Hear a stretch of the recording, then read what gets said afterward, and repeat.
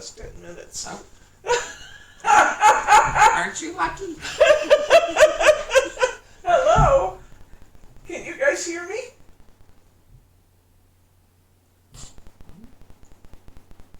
Yeah, the live video will start momentarily here. Naomi may have heard all kinds of things since she tuned in.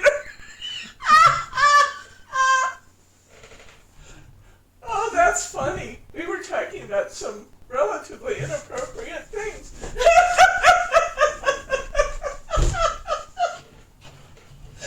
That's hysterical.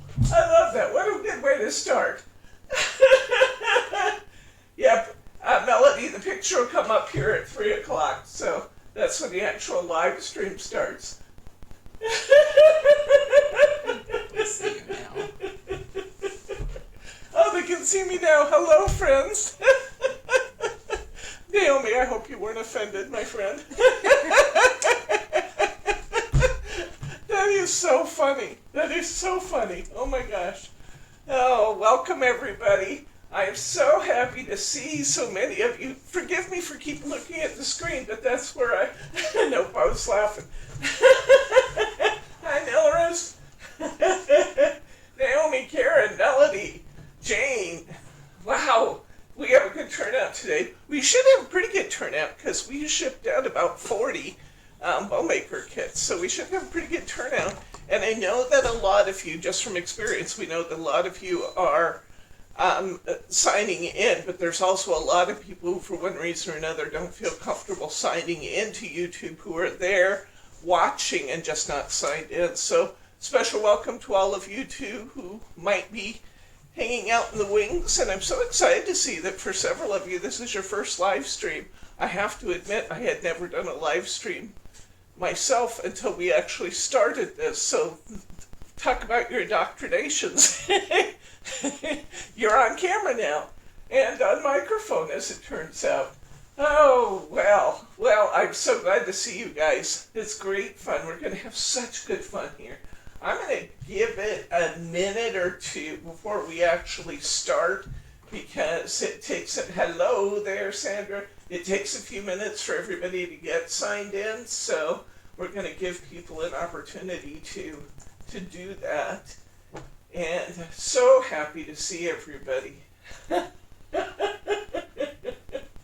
Oh, I still can't believe we were talking off camera so inappropriately. That's just hysterical.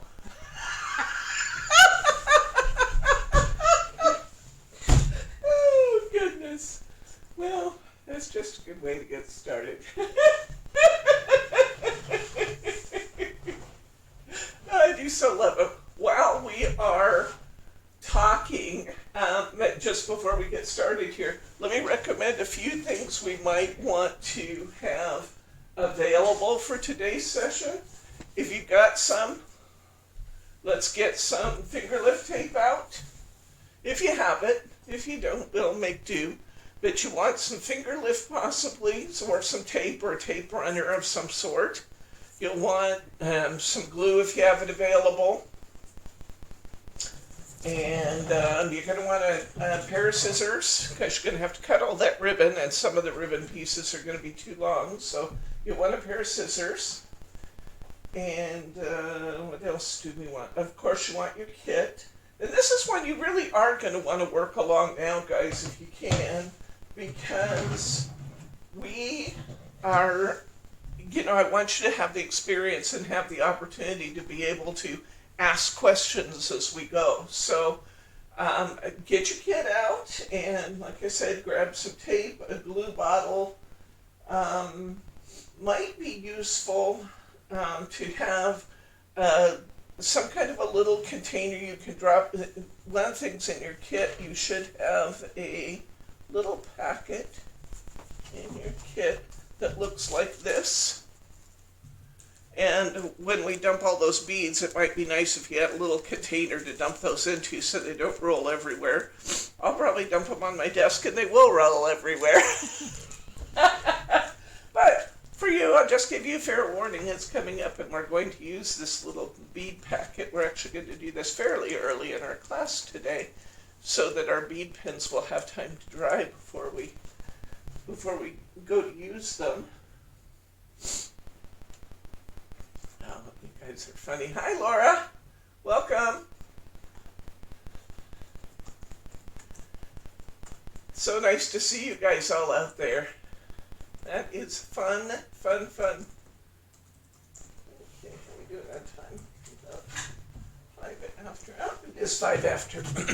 Let's go ahead and get your kit out and take a little perusal of what we should be seeing in your kit. A few of your supplies we'll set aside for use later. You should have in your kit, you should have a 6x6 card, an envelope. You should have a piece of paper that looks something like this. Yours may look a little different because I cut them off of really big sheets of paper. Some of you might have a piece of mirror board. It looks like we left the mirror board out of some of them. They'll still be very pretty though, so this will be okay. So we will set those aside for use later. This piece of ribbon right here, this kind of sparkly red, let's set that aside because we don't want to use that on accident because we're going to use that for a card. So set that aside with your card making supply. Should have a pretty butterfly of some sort in your kit. That gets set aside for use later. You should have a sticker here, a happy birthday sticker. And we'll put that aside to work on with our card at the end. You know me, I have to build a card sometime during the class. It was really tempting to come up with a way to incorporate card making into our knitting class. I couldn't make that happen, but otherwise I'm going to get a card into everything. Okay, you should have a nice big stack of ribbon, which we're going to use. You should have, I think everybody got the Embellishment Attic Bow Maker magazine as well as your bow maker. I believe that everybody except maybe Corey, I think Corey might have gotten a gold bow maker that looks like this, but most everybody I think got the red one. Go ahead and pull that off and rub the little glue dots off the back of that because that's the main tool we're going to use today. The bow maker magazine, for those of you that got it, I think everybody did, is just a free edition. I'll explain the Bow Maker magazine here. It does actually have a few little project ideas and stuff in it, so that's kind of fun to have, just an extra little add-on. It has some nice papers in it, so that's fun. But the main reason you got the Bow Maker magazine is that Tattered Lace has been phasing these out. Yes, when I heard they were going to do that, I went in and bought everything I could get my hands on. And when I had cleared out all of the stock that they had, I found the Bow Maker magazines on their site, and I bought all the Bow Maker magazines they had, so because it had a Bow Maker on it. So you're getting the magazine as a byproduct here. We're just going to put that off to the side. If you take a look at it later, it does have some great crafting products in it. Hello, Joyce Candy. Welcome. So this is the main tool we're going to use today. And I can't believe they're phasing this out. When you see how cool this is, you won't believe how wonderful it is. I'm not sure, Katie, why they're phasing it out. Occasionally, they've done it before, and then they come up with like the newest, best model. They've had several different colors over time, and they've had large ones and little ones and tiny ones, and maybe they're coming out with a new one, I don't know. If they don't reproduce, I may have to contact them once again and say, what's it going to take to get a special order of these for us? I did talk to them once before about that. Then I found the magazines, and it was less to buy the magazine with the Bow Maker on it than it was to buy just the Bow Maker they quoted me the special production price for. So this is, I told you this is a great value for this class because this tool right here normally sells for, what is it on our website, $25.95, $26.95. It's an absolutely ridiculous price for what looks like a 70s hair pick. Anybody still use those? I have one I actually use on occasion. It looks a whole lot like a 70s hair pick, but it does have some special features that make this absolutely worth using. And we're gonna go through all of that. This is a nice sturdy tool. It should last you forever. I hope it does. I used to say they're unbreakable. Then I got my boxes of Bow Maker magazines with the Bow Maker on it. I actually got one that was broken in that batch. And since then, I replaced one for a customer that broke. So they're not unbreakable, but they're pretty durable. And those of you who have had one for a while can say, yeah, it's... Yeah, it really does look like a comb. I have to admit, I needed to comb my hair. Both Teddy and I need haircuts so bad. Oh my gosh. But that's, I'm guessing that probably everybody else out there is needing a haircut these days too. Both Teddy and I need one desperately, and my hair was kind of flipping this way and that as I was getting ready for class, and I actually looked down and thought very briefly about using that to comb my hair. Hello, Lisa and April and Corey. So anyway, it looks like a 70s hair pick, but it's a very, very cool tool.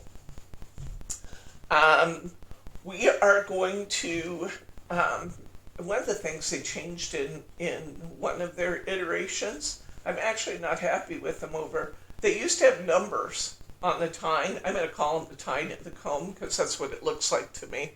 But they used to have little numbers up here that made it much easier to teach the class. Now I have to kind of invent my own way of talking about them. So we are going to refer to, see these 5 little ones in the middle? Go to the very center of your comb and you'll see 5 little tine there. And we're going to call those 1 through 5. With the separation being 0, and then we've got 1, 2, 3, 4, 5. Okay, so okay. Oh, you numbered yours with a fine point Sharpie. That's a good idea, Alice. And Katie, you have a little one that has the numbers. That's great. I'm glad you do. So we're going to refer to these as 1, 2, 3, 4, 5. The little ones in the middle. Then I'm going to start numbering over again with 1, 2, 3, okay? Those are the only ones we're going to use, really. You get all the rest of this for fluff. And these are the ones we're actually going to use in class, because for card making, you don't need anything much larger than that normally. So, how about we go ahead and tie our first bow, just so we can kind of get the feel for this tool and how cool it is. Let's grab, let me see, I want one of my easier ones to tie. Your ribbon may be slightly different colors than mine. When it's going to be a different color, I'll try and tell you that. So, let's see, what do I want here? I want a shorter piece. Let's grab, where the heck, let's grab this one. I think everybody has the same color. We're going to grab this Organza ribbon with a little pink pattern on it. If you don't find this exact one, look for one that's a different color but the same pattern. And let's go ahead and just take a look at how we're going to use this tool.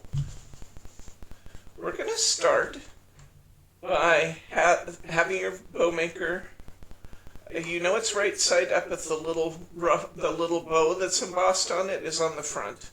Not that it matters a great deal since this one doesn't have numbers. That was the main thing that was important before in having the numbers, was so that you could see the numbers. But okay, I'm going to take this tail and I'm going to put it right through here in this first slot at the bottom. See that? Right there. Okay?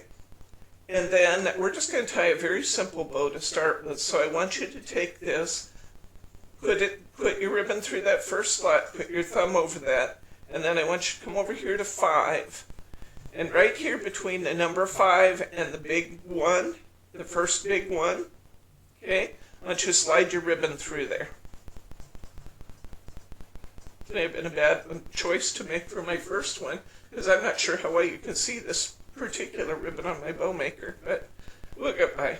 Okay, so we have our first ribbon. We're going to slide that ribbon between number 5 and number 1. Now I want you to come across the back. You don't have to look at the back. I'm just trying to show you what I'm doing. Come across the back, and I want you to come back in between number 5 and number 1 again.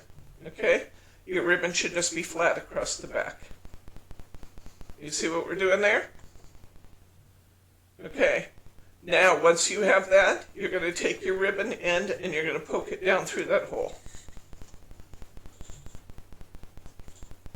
And we're going to slide this up just a little bit. I find it easier if I go ahead and slide my ribbon up at this point so that it's not right at the bottom. And we're going to take this tail and we're going to come right through 0. Is everybody still with me? I'm going to do it a second time here. I'm going to help those of you who are here, and then I'm going to do it a second time. So I've got this end that I just loosed from here, and I've got this end that I poked through and just brought up over the top. And I'm just going to tie an overhand knot. Just the first part, like I was tying my shoes. Okay? And I'm going to pull that. And I'm going to slide it off my bow maker. And look what we just created.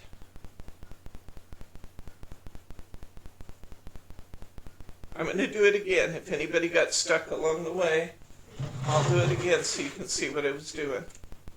Okay? For those of you who just finished, did some of you get it on the first try?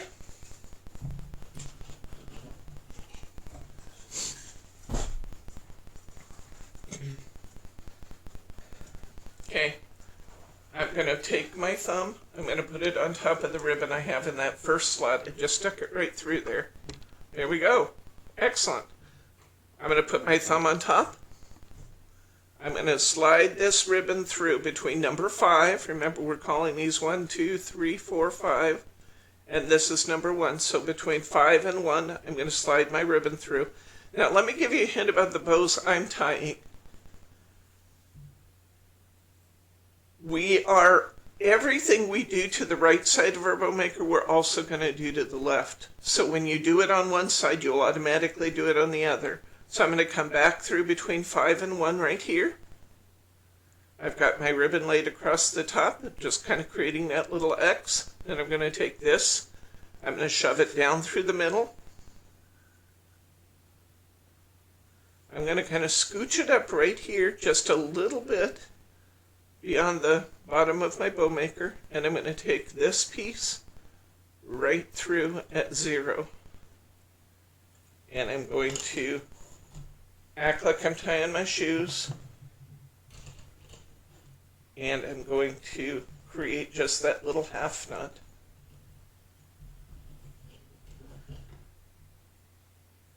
Now this is a nice one to tie because this ribbon is not directional. We don't have to worry about what side's up and what side's down. Once you pull it off, you can just tighten it up a little bit and move your tails wherever you want your tails to be. Because a lot of times, I don't know if you've noticed in my videos, a lot of times I use the tails out to the sides. Occasionally I kind of let them do whatever they want to do. I might have one go up, one go down. But you can kind of, this is the point where you can kind of reposition it. And you should have a pretty perfect looking bow. I'm going to clip it off. Now, let's talk about these little ends. If you have a pair of sharp scissors, this is a good technique to know. We can create, you always want to trim, let me back up just a second. You always want to trim your ribbon at an angle because it's less likely to fray if it's trimmed at an angle. And a lot of you guys probably already know that. So we're just going to trim it off at an angle. Okay? And which direction the angle is really kind of a matter of personal preference, but trim it off at an angle. Let me use this first one that I created to show you another technique. If you take your ribbon and you put it face to face, just fold it face to face. Is that clear in the camera, honey? hard to see. Okay. I see it. Sabra. Sabra. That's a pretty name. Sabra, welcome. Then you, and one of the people in class called this creating a taco, so that the fold is on the bottom and the two loose ends are on the top. Then clip it at an angle and you'll get that pretty little fishtail. Let's see what I can put this against. It's darker color. Is my cover darker? That didn't help. Your hand worked fine. Did my hand work fine? You could see it? See the little fishtail there? Okay.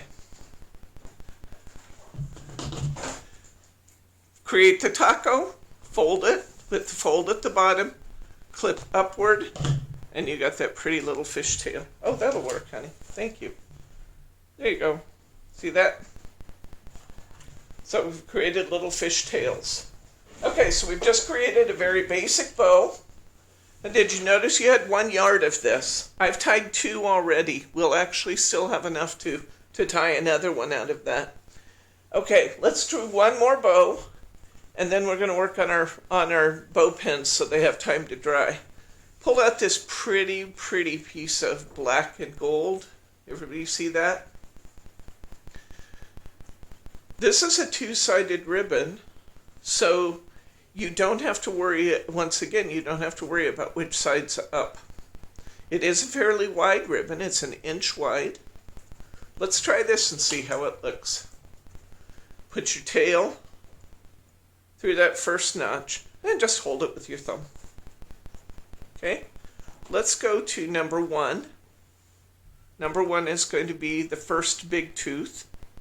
Okay, bring it across the back and come through number 1 again. Poke your ribbon down through the hole. Bring it back up. Kind of shimmy it up here just a little bit so it's not stuck at the bottom. Now, I just kind of straightened my ribbon out just a little bit on the back side because this is a pretty wide ribbon. And I want it to lay kind of nicely. Remember, the back of my bow maker is actually making the front of my bow. So I just kind of straightened it out a little bit over there. Now make your little half knot. This is about a 12-inch piece of ribbon, guys. So that's about all it takes to make a pretty bow for your card, for a single bow. I'm pulling it up tight. I don't have to really ratchet it, but I can pull it up fairly tight. Okay, slide it off my bow maker, turn it around, and how's that look? What do you think of this one?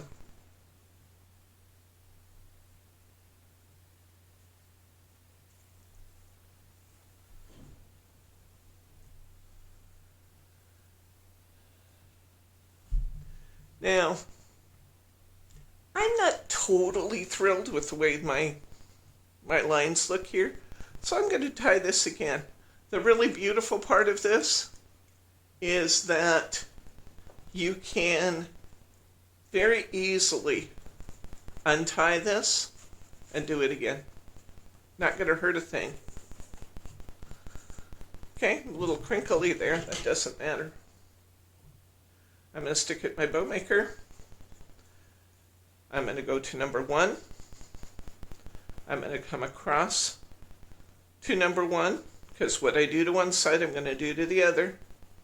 I'm going to stick it down through the hole. I'm going to bring it back up at number 1. I'm going to kind of shimmy this up a little bit. That's a lot of ribbon to get through there. Okay? And I'm going to tie that little half knot, just like I'm starting to tie my shoes. Pull it up tight. Slide it off. That's better. I like the way that looks this time. I can position the tails any way I want them to go.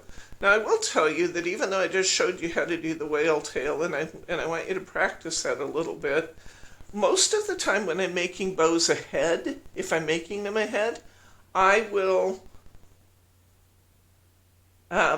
see how I just tightened that tail down a little bit? You can do that. I will leave the tails fairly long because I don't know what kind of card I'm going to put it on yet, and how much of a tail I'm going to want, or what position I'm going to want those in. So a lot of times I'll leave the tails long. But just for practice sake, let's fold that ribbon in half. This will be much easier to see. I'm going to make my little taco. The folds on the bottom, both the open ends are on the top. And I'm going to trim upward and out, okay? I'm going to trim towards the door from me. Okay, and there I've got my whale tail. Do the same on the other side. This time I'll be trimming towards my deck door. And I'm going to create my taco, fold that in half, trim up and out, and there I've got what I'd consider to be a pretty perfect looking bow. What do you guys think of your first couple? How's that working for you? What kind of questions do you have? Is it clear as mud? Can you talk about when you adjust the tails, how much gently or pressure you're putting on those? Yes. Grace asked, when I'm adjusting the tails, how much pressure am I putting on those? Well, both the ribbons we've tied so far, guys, are very, very forgiving. So I can put about as much pressure as I want to on these. Now, when we get to a ribbon that's shinier surface, like a satin ribbon, we have to be a little bit more careful of hanging on to everything as we, hello, Jordan, hanging on to the loops when we pull, because we can actually pull the bow out of shape by when we go to tighten. So I'm going to have to hold it firmly in one hand to reposition the other side, if that makes some sense. With this ribbon, it's very, very forgiving. And don't ask me if I have this ribbon. I don't, guys. I wish I've looked for something like this because I love this ribbon. It was in a big lot of ribbon that I bought when I bought the bow makers, and when it's gone forever. But it's beautiful. So if you see a place you can buy some of this kind of ribbon, you guys tell me, and I'll run right out and get some. Well, when the stay-at-home order's over, and by then they probably won't have it. But I'll run out to a website. Some of you guys may be seeing the end of some of your stay-at-home orders. I cautioned you last week and said, please think about staying home some extra time until we know that everything is good. I know every state's a little different. Oregon isn't even talking about opening up yet, other than they're letting non-urgent procedures and dentist's office open. But so far, that's about it. Okay, let's set that aside for just a minute and get your little pin kit out, this little plastic bag.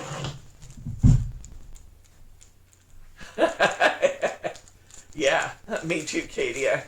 I'm glad that I've always been kind of an online shopper, because the shopping part of things isn't that different for me.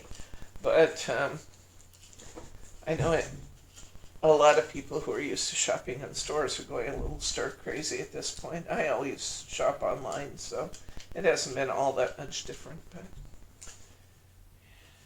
But yeah, run out to my website. That always makes me happy. Oh, that's interesting. Okay, in your kit you have what looks to be 3 bow pins. We're going to build ourselves a couple of bow pins here for use on our card that we're going to make at the end. And there's no real scientific method for making these, guys.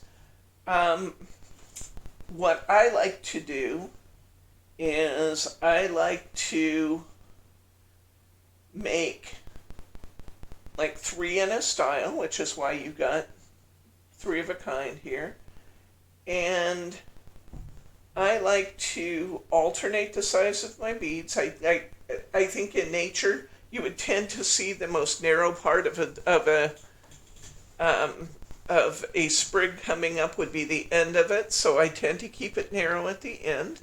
You don't have to, I just think about it that way. And there's no real scientific method for how you need to do this. I just kind of like to alternate them. And I'm going to have my 3 bow pins. I'm going to make them all slightly different just for interest. So I'm just threading my little beads onto the pin. And I put 5 beads on that one. Can you see those okay, honey? Okay. I put 5 beads on that one. I'm not going to glue them until I get all 3 of them put together here and make sure I like what I've created. So I'm going to make myself another one. And this time I think I'm going to go with one of my little silver beads again because they're my smallest. This time I think I'm going to use this little heart. I don't know if we all have the same beads. I'm suspecting we do, since Brittany put these kits together for us, but I don't know that with certainty. This time I'm just going to make a little pin, and I'm going to put the little silver bead, the heart, and another little silver bead. And this time, a couple of thoughts for you about making bead pins. I think that almost all of us crafters have a stash of beads somewhere. When you're choosing your beads for your bead pins, we have some kits normally available in the store. I'm not certain we have them up right now, but I'll have Brittany put some more of those together. And when we're buying the things for the kits, unless you're making a really big card, I recommend that we stay fairly small with the beads that you're using. I like to hold it absolutely under 8 millimeters, and 6 is even, I think 6 is even better. But it's really a matter of personal choice how big you want them to be. Have any of you used bow pins in the past? This is not my creation. I saw these on I like to watch, what's her name now? Creative Expressions, having a senior moment here. A minute and I'll think of her name. Sue Wilson. Sue Wilson. I like to watch her videos. I think she comes up with some really beautiful and elegant cards. And I was watching a Sue Wilson video, and she was promoting bow pins that they had created. And I thought, and Creative Expressions was selling them, but they were really, really expensive. And I thought, I could do that for less money than that, so why would I want to buy those? And so I bought myself some very, very inexpensive little ball pens. I like the ones with the little ball on the end of them, but you can use the ones that just have a little head as long as you have some kind of a stopper bead. And I bought those, and I... Bring them out over. Yeah. Crystal is hard to see. Is that better? Yeah, I think so. And so I put my own together. I buy very, very inexpensive the ball pens. Super inexpensive. The ones that we have on our website are like $1.99 maybe. You know me, you don't trust my quoting prices very far. But they're not very expensive. And you get like 100 pens. So you're spending 1 to 2 cents a piece on them. If you get one that's bad in the lot, don't feel bad, just throw it out. Because we're buying really, really inexpensive bead pins. I would never ever use this weight. This is like a 28 gauge. I would never use anything this light for making like earrings. I would never want to do that. Because they would just bend right out. But for our purposes, you don't need expensive pins. Don't go use your expensive jewelry ones. And you can, these little beads that we have in our kits are usually a combination of crystal beads and acrylic beads, just depending on what kind of find I found at any given point in time. And as long as they're pretty, I don't care if they're plastic or glass, because again, we're just using them just as an accent. So keep your beads small, get some little accent beads, use very lightweight bead pins, and this is about the most I would ever put on a bead pin. See there, it's probably about 1 inch. I would never put more than that on a bead pin. The pins I gave to you are 2 inches, not gave to you, that I included in your kits, are like 2 inches. Now let me show you how I like to glue these. I was remiss and did not put some crystal glue, crystal accents. If any of you have glossy accents, that is a perfect tool for gluing these. I really, really like that because it dries absolutely clear. You can put in just a tiny amount and it really has good holding power. But just because I didn't have glue in there for you, I'm just using regular household glue. Hey, Lisa. I'm just using regular household glue for these today. And what I'm going to do to glue this is I'm going to take my last bead and I'm going to slide it up a little bit. I'm going to slide it up my pin. And then right at the base of the bead before that, I'm going to put a dab of glue right there. I want a clear drying glue. And then I'm going to slide my bead right back up into it, the last bead in my row. That's going to create the glue bond between my last 2 beads. Okay? Make sure that when you're gluing, you're actually hitting your post of your bow pin as well as the bead. So with my little short heart one here, I'm going to come in, I'm going to put some glue on my post and right at the bottom of that little heart. And I'm going to slide my bead right up into it.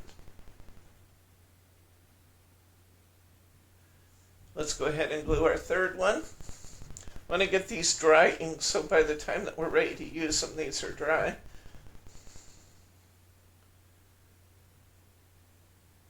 I wanted to make these bead pins because a lot of times I like to use bead pins in my bows, especially if I'm making a really special card or, a wedding card, something like that that just demands a little extra. But they're beautiful anytime you're doing floral cards and that kind of thing, just to create some little stems that just kind of color coordinate with the cards you're going to make. Okay, so we've got those set aside and drying. These little slides, you should have 4 other little pieces in there. It's distracting. You should have 4 other little pieces in here. You should have 2 silver ones and 2 ivory ones or white ones. Just keep those handy because we'll use those in a minute. Let's tie another bow, shall we? Okay. How about this blue one? We got about a 1-foot-long piece of blue, or kind of turquoise, I guess it is. Can you find that one in your supply of ribbon? A little drink here. Okay. All right. Comb out. We're going to tie another one just like we started with. We're going to go between 5 and 1. Jane said she didn't get the silver slides. Oh, you didn't get any silver? Oh, how about the rest of you guys? Did you just get the pearl ones? Or did you get some silver? The pearl are the best ones anyway, but I think I'm sold out of those temporarily. I do have some on order. You got both kinds. Well, if Jane's the only one who got left out of those, we'll get you some, Jane. Just remind me when we're done, okay? Make me a note. Okay. I'll get you some, and we'll just tuck them in with your next order if that's okay. I'll put a baggie with your name on it downstairs, though, and make sure we get you some. Okay. All right. We're going to let's tie this bow at 1. So come around 1. Come back around 1. And I think this piece of ribbon is actually long enough to go again. So let's go around 1 again. And come back around 1. Okay, so we've made 2 loops around the number 1.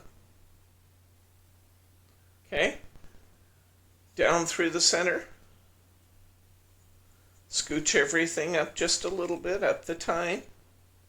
Come through between, at number 0, right between the 2 ones.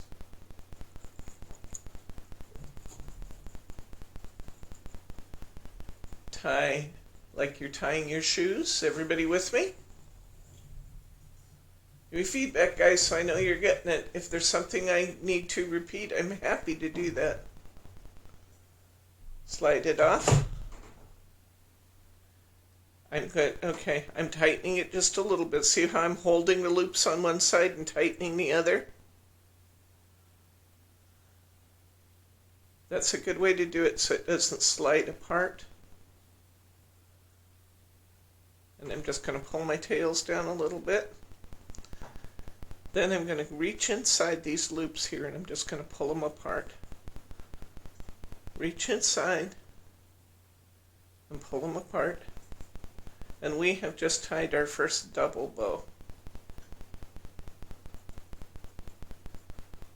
Now with organza, once in a while, I actually leave my layers on top of each other. And I just use it with 2 layers of organza in it.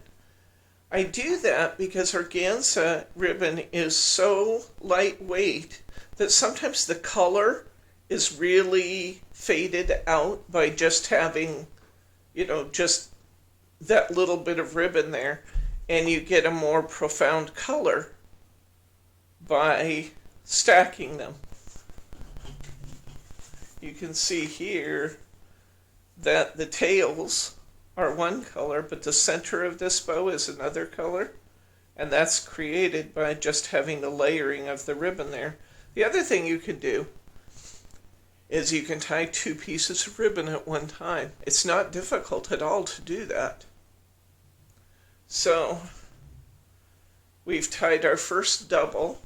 Everybody feeling comfortable with tying a double? Everybody done it?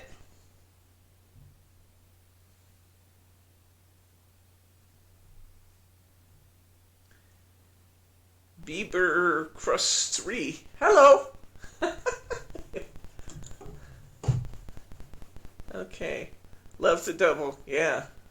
Okay. Good. And that's going well. Okay. It sounds like it. Let's try another one. Okay. Let's see what else we've got here. Okay. Why don't you guys get your... I think you guys have plenty of this one left to tie a double. Let's do that. This first one we did, even though I've already tied one, I think I still have enough left for a double. So let's try that. Put your tail in, hold it with your thumb. Oh, Betty, right. Hi, Betty. Okay. And let's go through number one.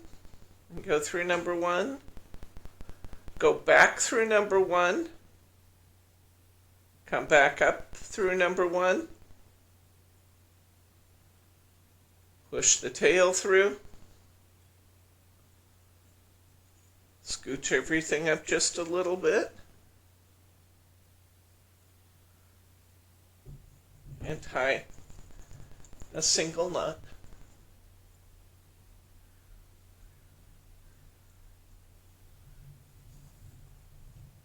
I've got you tying double knots or double bows already. Once I pull it off my bow maker, I'll tighten it just a little. All of my tails. Then I'm going to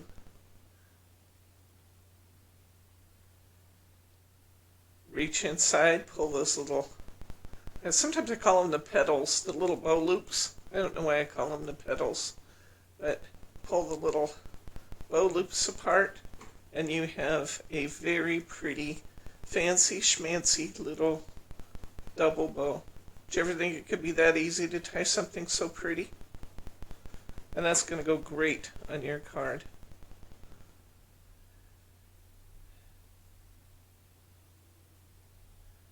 Okay. Everybody got that?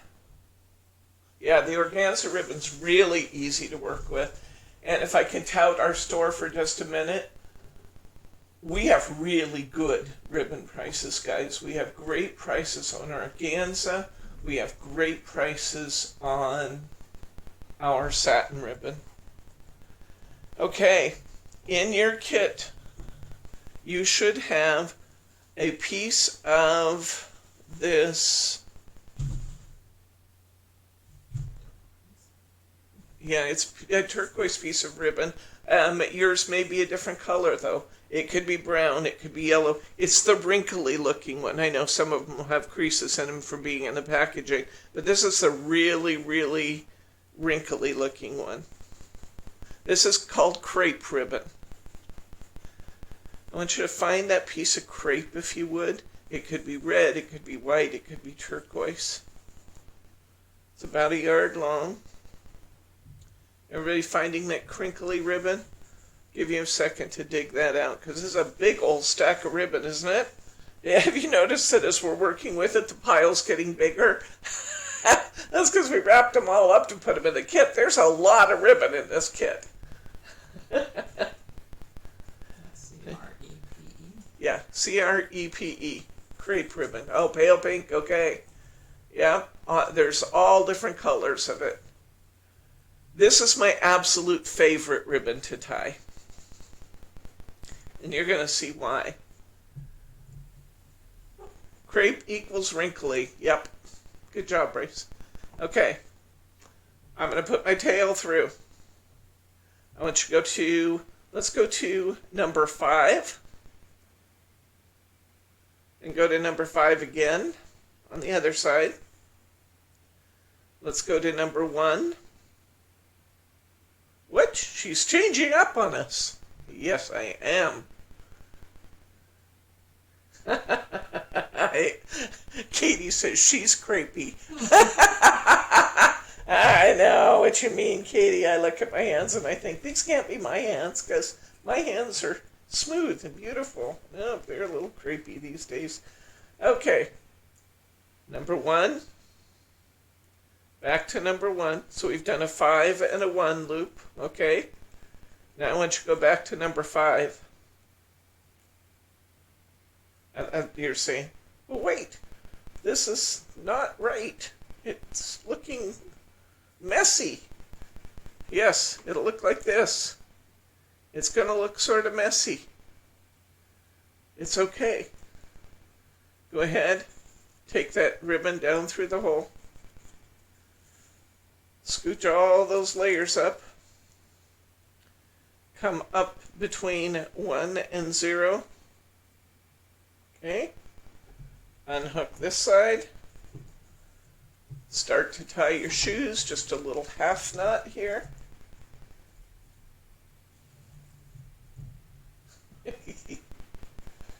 Katie, you crack me up.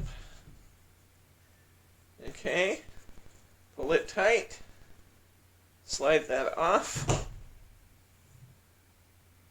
reach in, get those bow pieces, reach in this side, get that bow piece, and pull it out. Just kind of reposition our loops just a little bit, and look what you have just done.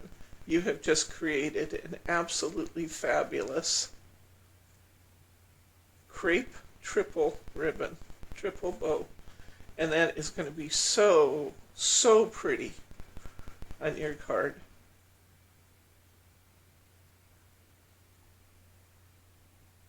Isn't that pretty? You see me use these triples a lot. Now let me tell you why crepe's my favorite. When you tie it, it holds a tie well. It's not slippery. It's easy to pull up. It looks fabulous. If you ever have to take it apart and retie it, it doesn't matter. It's always wrinkly. All you're doing is enhancing the wrinkles. And look at that beautiful thing. Is that gorgeous or what? Now, you can't do this with other kinds of bow makers. You know, I think we've all seen the little ones on the stand where you wrap your ribbon around and then you tie it. You have to have you have to have the ability to run them at 2 different lengths to make this bow. So I've never seen one, or I've never seen one, that doesn't mean there isn't one. I've never seen one that had that feature available. This is why I love this bow maker. And so darn easy. Will this bow work with organza? We'll try it in a minute. Okay, Alice, we'll make one. Yes, it will work with organza. Now, upside of crepe, I already told you all the great features of crepe. Downside, crepe's spendy. Great things in life are. You can get we just used about a half a yard. We should have enough here to tie another one. Let's see what we can get. I'm going to clip this off now. I wanted to mention to you, if your scissors are not sharp and it feels like you could chew through it with your teeth better than your scissors are cutting it, that's common.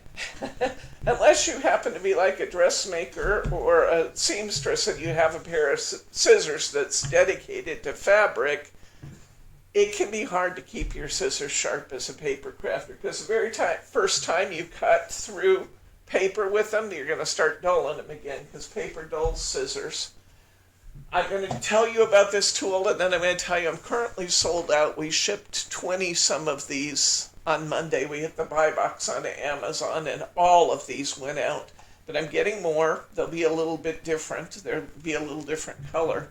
But this is a Fiskars desktop scissor sharpener. And I'm using the same scissors you see me use every day in my classes. These run paper all the time. Sharpening these back to where they're sharp enough to cut through this ribbon is as simple as giving this. They say 2 times. I do 5 or 6 times. 5 or 6 runs through there. And look at this. These are my paper crafting scissors, guys. I mean, these cut paper every day. And look at that. Beautiful. Clean cuts. Just from running them through a scissor sharpener. They're called Fiskars scissor sharpeners. I have some on order. I should be getting them this week. If you don't have one of those, this is like one of your best friends. It's not cheap. It's like $14, but it will last forever. I've had this one in the classroom for a year, and it takes way more, use than anybody would use at home, and it's just perfect as the day I put it out here. So think about that if you don't have one of those. because I'm just using my plain old Scotch brand scissors, but they really take a nice edge from that.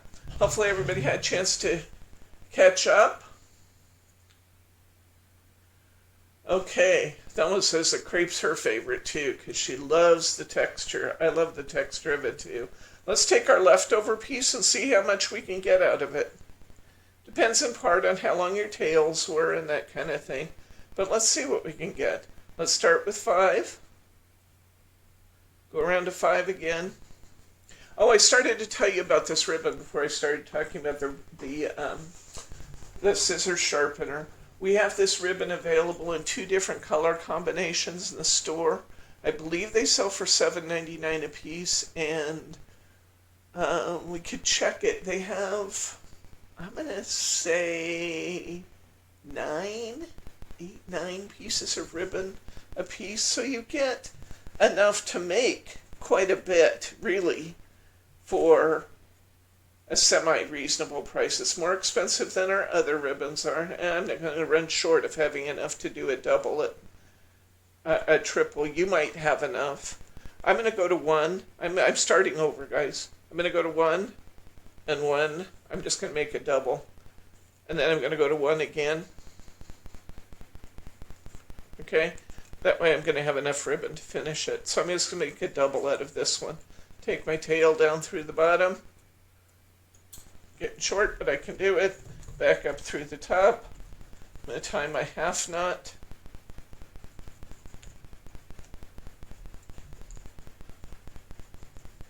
But you can see we were tying singles, and even a single in this is pretty. We were tying singles with a foot of ribbon. We just got a double out of our leftover piece. So we got a double and a triple out of a 1 yard piece. And even the double is pretty. Excuse me? 2 color pack choices. Okay. There's a bright color, which is 9 1 yard pieces. Okay. And a soft colors pack, which is 11 1 yard pieces. Okay, and they're both the same price? $6.59 for the 9 yards. Okay, $6.59. Oh, better than I said, guys. And I don't know the other one yet. So Bryce found them. And they're, I think the other one must be $7.99 for the 11. Yeah, 7.9. Yeah, they're on, your brights are on sale actually right now for $6.59, but they're both normally $7.99. Grab them quick. I didn't know I had them on sale. Okay. Yes, Alice, that will sharpen small scissors too. Okay. So there we go. Isn't that beautiful? Did you guys make the second one?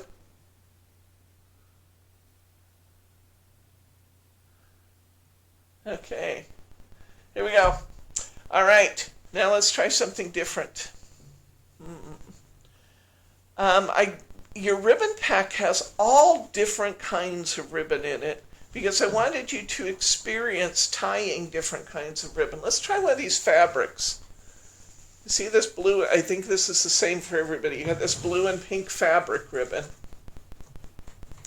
This one's going to be directional, so we're going to add an element of difference to our ribbon tying. Get this blue one with the pink spots on it. And this time we're going to have to keep track of which side's up.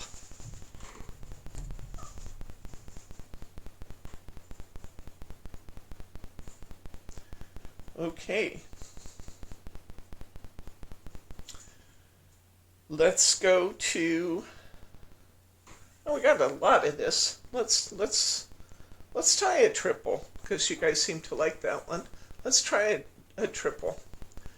Let's hold it down with my thumb. I'm going to go to 5. 5. I'm going to go to 1.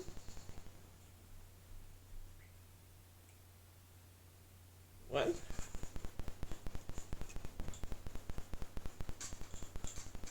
It's okay. It's okay to mess up. It's absolutely okay. Like we said, you can just retie it. I'm going to 5 again. So I did 5, go around the 5, then go around the 1, and now go around the 5.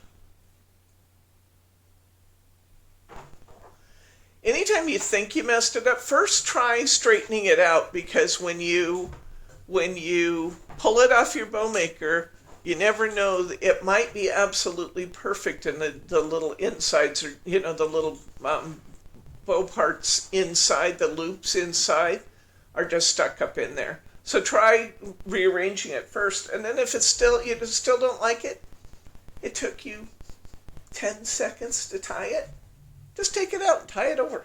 You can do that. Okay, so we've started this bow. We did 5, we did 1, we did 5. Let's come underneath. Now when you bring it back over the top, I want you to look and make sure that the pink is on the outside. That the pink dots show on the outside as opposed to just the blue. Make sure the pink show on the outside because we want our loop to show on the outside. Let's scooch this up a little bit. We want our pink on the outside. We want those dots to show. And then there's only one other thing we have to do. When we go to tie it off, we're going to try to tie it so that the dots stay on the outside. And as you pull your half knot down, just make sure that those dots are facing you, that they're not upside down. Okay? And actually, I just told you wrong. Sorry. It should be upside down. The blue part should be facing you. I told you exactly opposite. And that's okay, because I can easily twist them. I want my blue part upside down. Why? Because this is the bottom of my bow. And when I see it from the top, I want to see the pink dots. Does that make sense? Sorry, I stated that wrong. It's been a while. I have to relearn it sometimes too. Okay, so pull your little loopies out. And I think, in my estimation, this is kind of a nondescript piece of ribbon. It's just kind of, okay, it's ribbon, it's fine. It's fabric ribbon, it's nice enough, but when you get done tying something beautiful with that, now you will be finding, perhaps with this one, that it's trying to slide just a little more on you while you're trying to tighten up. That's normal, and you'll get used to doing this, guys.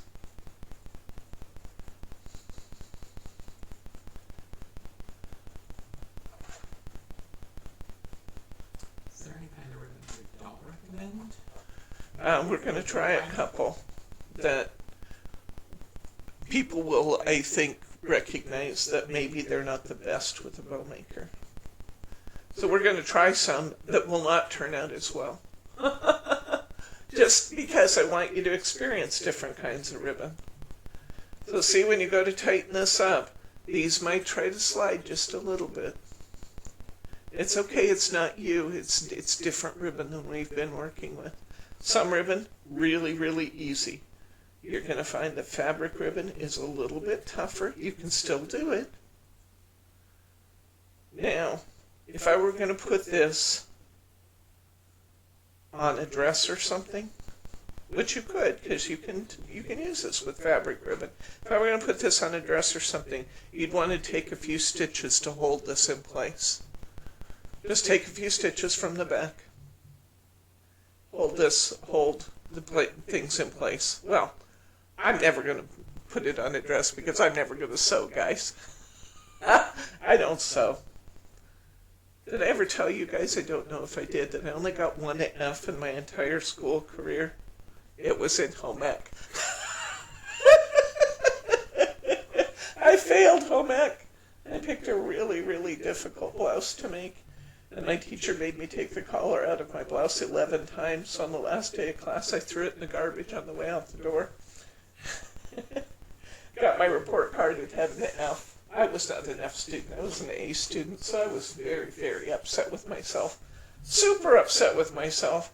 So I went home in tears, walked through the front door, found my mom, she saw me and she said, I was not a kid who cried much. And she looked at me and said, "What's the matter with you?" And I told her I got an F on my report card. I handed it to her. She opened it up and looked at it. And she just started laughing in a voice a lot like mine. I mean, a wholehearted belly laugh. And I said, "That is so cruel. How could you laugh at me when I'm in such pain?" She said, "The only F I ever got was from the same teacher." Don't do it again. You get a pass on this one, Deborah. Yep, I failed home ec sewing. So I don't sew. Although I will say, I took the class again in high school just to prove it was the instructor and not the student. I made a reversible coat. I got an A in the class. And my grandmother was so proud of me, she ran right out and bought me a sewing machine, which doesn't have 20 hours on it in the 50 years I've owned it. 45 years I've owned it. Because I don't sew, I just had to prove that it wasn't me. I still don't enjoy sewing, but I have great, great respect for those who do. So how was that one? Did it turn out, guys? How about the fabric ribbon? What do you think? While I'm waiting for you to respond, I'm going to tie another one here for anybody who needs another run through. You ready? Let's put our thumb on it. I'm looking for answers, though. I want to know if you guys are getting it. 5. More fiddly. It is more fiddly, Katie. That's absolutely true. 1. 5.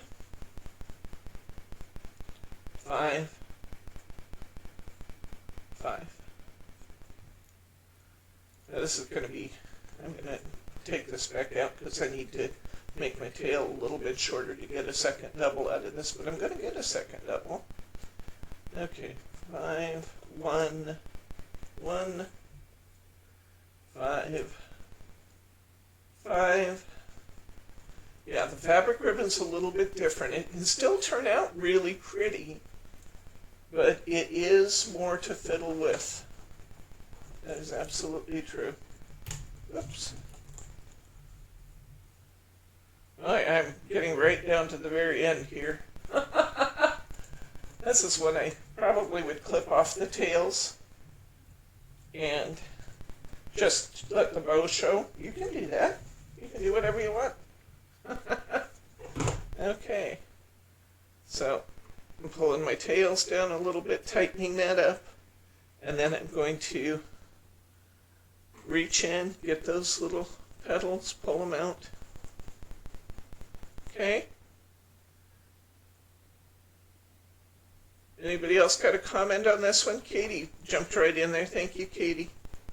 I love that you will always give me feedback when I ask a question. Thank you for that. I know the rest of you got your hands tied up in ribbon and I'm expecting you to type. Not fair at all. Okay. But yes, it's a little more fiddly.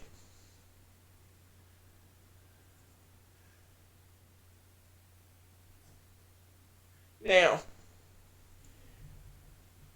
we'll look at this some more when we the keeping these in shape when you're tying them ahead. When we do the satin, let's find a piece of satin ribbon. Well, let's see. Find a piece of satin ribbon. I think you all have red in this one. And then I think you all have either cream color or white. Short piece also. Where is that?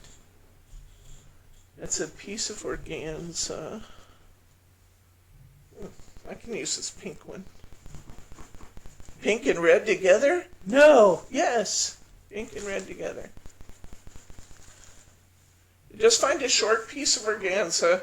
and a short piece of satin. I know you all have the red. That's the wide satin. This time we're going to tie two pieces of ribbon together at the same time. I'm going to kind of make my little taco. I'm going to fold it in the center. I'm going to put my organza on top of my satin. I'm going to make that little taco, and I'm going to put it through my ribbon holder here just to kind of hang on to it. Okay? We're not going to try and tie a triple or even a double. We're just going to go for a nice single ribbon this time. Keep the satin on top, put it through number 1.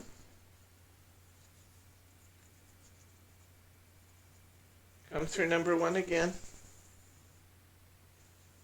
Bring it down through the hole. Keep that satin on, or keep the organza on top of your satin.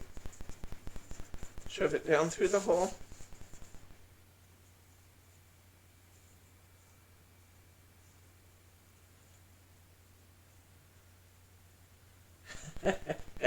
Katie's sitting on her ribbons. Katie, you make me feel so much better about myself because I'm always, you hear it all the time, I'm losing stuff at my work site, and that's what I do. I'm sitting on them, I've dropped them on the floor. One time I lost a bow that I had adhesive on. We found it on the camera. It was sticking to the camera. I don't know how I did that, but I did. It was sticking to the camera. That was when I was filming with Brittany. We looked and looked for that bow that I had adhesive on. I was waiting for it to dry. It was stuck to the camera. The cord hanging down from the camera. Okay, so I've got both of my pieces. Now I'm ready to tie my little half knot. Keep your organza on top of your satin. Tie it so the back of the satin ribbon faces you. So just twist it a little bit so the back of the satin is what's facing you. Okay, I'm going to pull it off our bow maker. We're going to fiddle with it a little bit. I'm going to stick my finger I'm going to hold this one in my left hand, and I'm going to stick my finger in here with my right hand and kind of pull on that. I'm going to do the opposite. I'm going to put my finger, I'm going to hold this with my left hand. I'm going to grab this with my right, put my finger right inside that bow, and I'm going to pull it.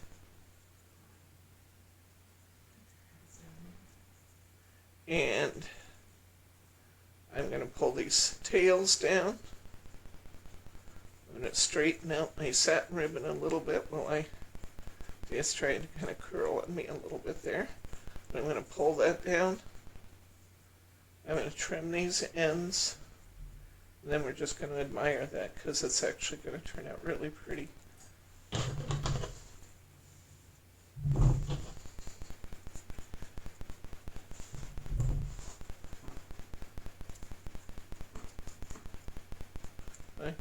Even though my scissors are sharp, that satin ribbon didn't want to cut very well.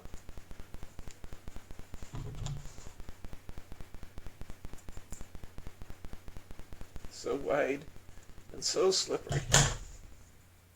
What do you think of that? 2 ribbons at once. You can do that. I wanted you to do that so you could see and you wouldn't be afraid to try that, because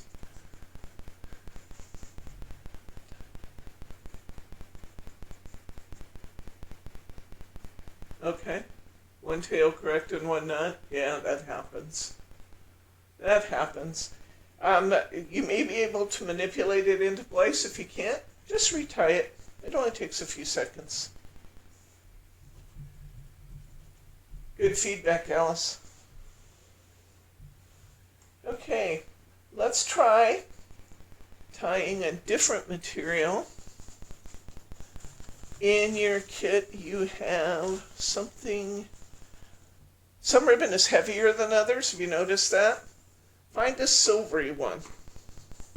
It's a satin, sparkly ribbon, and it's silvery. Find that one. Let's tie a little heavier ribbon. Oops, sorry, I bumped the camera. apologize. Let's try and throw something away. Okay. And let's just tie. One thing I would recommend is with a heavier ribbon like this one, don't try and do a double, triple, at least not until you get really comfortable and confident, because it's really heavy and it will bunch up and it just won't look as good. So let's try to do this heavy ribbon, and let's tie it in a number 1. Just a single bow. Single bow should be pretty easy at this point. Through number 1, back through number 1, down through the whole. This is a little bit directional. One side is shinier than the other. Try and keep the shiny side out. I'm going to scooch that up a little bit. I'm going to come through 0. I'm going to tie a half knot.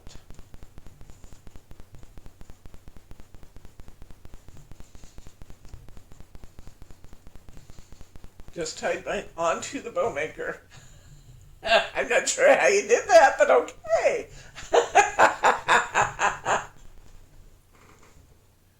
Can you please do again? Which one did you want me to do again?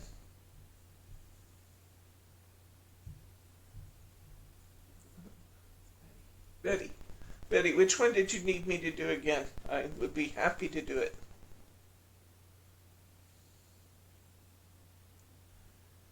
Okay, let's pull this one off and see what we have. Look at that beautiful thing. Now, this heavier ribbon, you might have to find that you have to manipulate your knot a little bit. You have to tighten that knot up in the center. But how pretty is that, guys? Now, this is one that I think looks really nice. I think this one looks really nice when you pull these out to the side. In fact, this is one that would just be beautiful if you were putting that on a card and then wrapping it around the card. Look how pretty that would be. See that? So even though this is heavier, oh, you got it, Betty? Because I can do it again if there's one you want me to do again. This is just gorgeous. And when I say that a lot of times I'll leave the tails longer, this would be one that would be really nice to have long tails on, because you could easily use it again. Although, so you never, sometimes you just don't know. This heavier ribbon, what it does create a little bit of complication with is pulling this tight in the middle, but don't be afraid to pull on it a little bit. Pull it mostly after you get it off the bow maker, though. Oh, you got it. Good. Okay, perfect. That's the best of all worlds. Don't ever be afraid to ask for help, though, because I'm happy to step in and do something again. I had my tail really short on one side, so...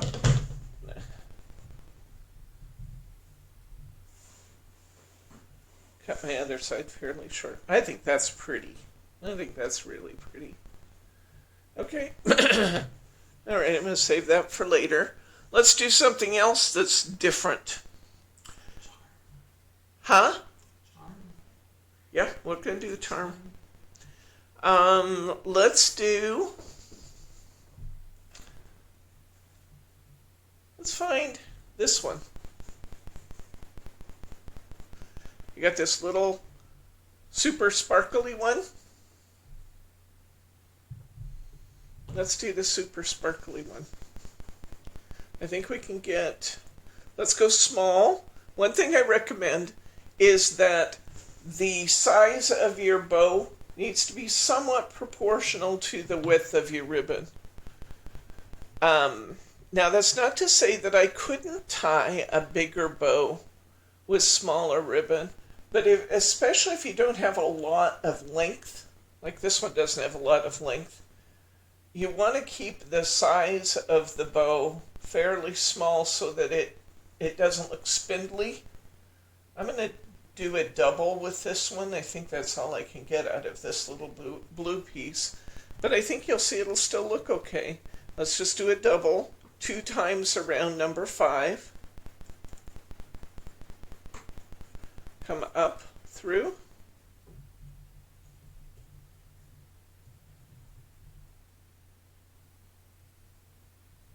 And pull, tie that half knot. Now this is sparkly on both sides, so this is not a particularly directional ribbon. But see, that's actually quite pretty for a small bow and a small ribbon. You can spread those petals out, you can kind of leave them close by each other, but I think it's pretty. I would use that.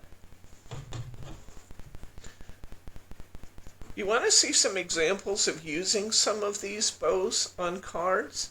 Go look at the video that we did that was, what's it called? I had it in my head when I started that sentence. The one with the koi fish and the birds and I may have to look it up. I'll put it in the notes under the video. So we tied a little woven ribbon there. Let's get this. How about this long piece of organza?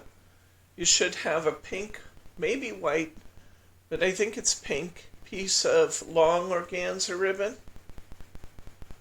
Let's pull that one. We're going to do something a little different here this time.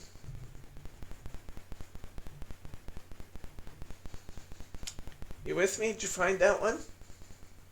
Thank you, Lisa.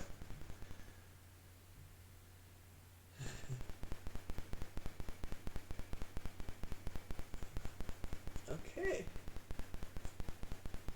How you doing, Marilyn? Betty McSorley, Sandra, you guys doing okay?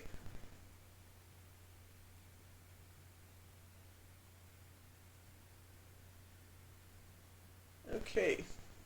If you found that piece of ribbon, let's go ahead and start. Let's do a triple. Go to 5. Go to 1. Go to 5.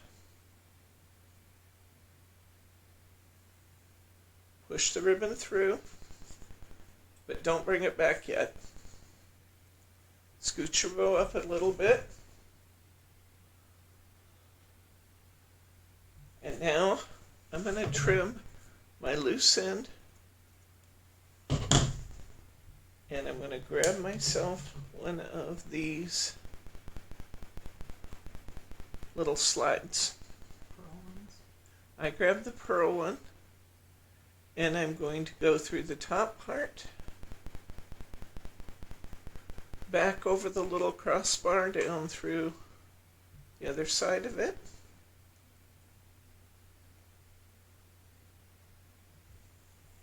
Oops. The slide was smarter than I was in that case. It just, okay, let's try it again. Come up through it, over the crossbar, and down through the other side. There we go. Okay, I've got that fed onto my ribbon, and I'm going to slide it down. Slide it till I go past. I flipped my comb over. I'm going to go past the end of my bow maker, and I'm going to let it sit right on top of my ribbon like that. That's the front of my bow maker, guys.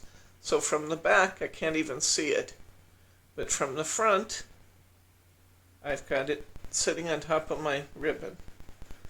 I'm going to come through 0. I'm going to tie off.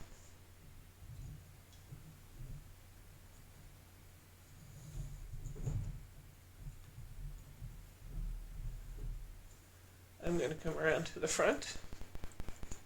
I'm going to pull it off.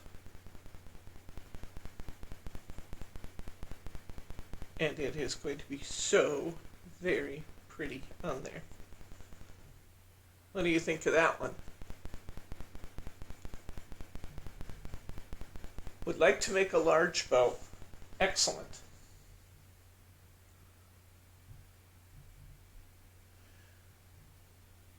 I actually have a recommendation for you. I'm glad you asked that question because I'm going to talk about another tool sitting here on the table. I've told you that these bow makers can be hard to find. I literally searched the world to get all I can get of these tattered lace bow makers. And I have a couple hundred of them still in stock, so I'll be good for a while. But there will come a day when I will run out again. Get yours before I run out, but that should be a ways down in the future. Look at that thing. Is that beautiful?